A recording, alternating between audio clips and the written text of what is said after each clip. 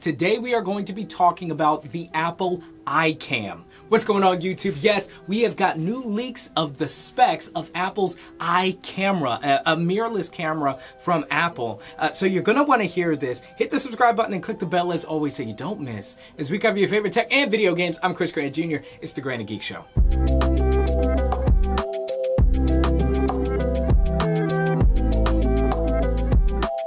Alright, so I'm going to give you the specs and of course I'm going to react to this. Now, there was no even thought of an Apple camera any time around here. Everybody has been enamored with the Apple Glass and what's next in AR and stuff. Little did we know that Apple was actually working on a camera for the everyday user all along. So I'm not here to waste your time. Let's jump into the specs, starting with the camera itself. It's supposed to be a 48 megapixel camera, so that means 8K and 4K video. Now, just like the iPhone, it's going to primarily be shooting ProRes, which is fantastic, but it comes with some of the issues that ProRes even on the iPhone has, and that's going to be data transfer speeds, with iPhone still holding on to that slow USB 2 speed lightning connector. But here with the iCam, we are set to get Thunderbolt at least, okay, and maybe even a transmission system even faster through wireless MagSafe, which would allow the camera to charge as well as transfer data, so we could transfer the 4K and 8K ProRes video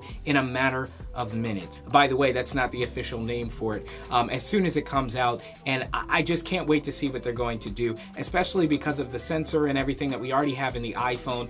Bringing that to a dedicated camera is just going to be so awesome. So on the back, of course, it's going to have about 6.1 and also 6.7 inch screens. So there will be a couple of models. We're not sure which one Apple is going to decide on, or whether it will be two models, but the screen's going to be OLED, much similar to that of the iPhone. Steel and glass build quality, so you know Apple's not skimping on the build quality of this thing. And there will be no SD cards with this camera. It will have internal storage up to 1 terabyte and then some. So you could see it was quite imperative that Apple worked on their data transmission to move on from Lightning to the future. Now, there is one feature about this camera that I don't really understand.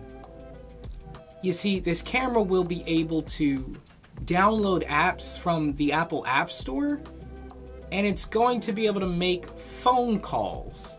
Now, I'm pretty sure you're catching on by this point, and don't get mad, it was not clickbait. This video is to demonstrate that the iPhone is no longer the iPhone. You've probably already guessed, I'm talking about the iPhone 14, and all the features that I listed are rumors for the iPhone 14. But I made a video a few days ago about the iPhone being dead.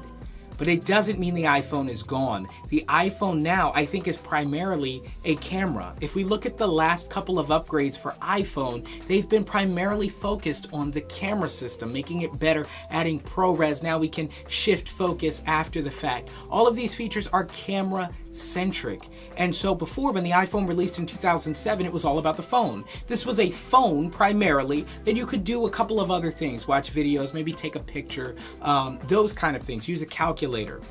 But it seems that the iPhone of the future will primarily be a camera that can also do other little things like make phone calls, maybe a little bit of gaming, but the primary focus of the iPhone 14 is going to be on the camera. Once again, the purpose of this was not clickbait, just trying to make that point, and that's what we do here on the Granny Geek Show. It is techosophy. It is my own coined phrase of tech and the philosophy behind it. And I think that we can clearly see a new trajectory for iPhone. If you agree, guys, let me know in the comments down below. Subscribe and click the bell for more interesting content here that kind of makes you think. Stay tuned, hit the subscribe button, click the bell so you don't miss as we cover your favorite tech and techosophy.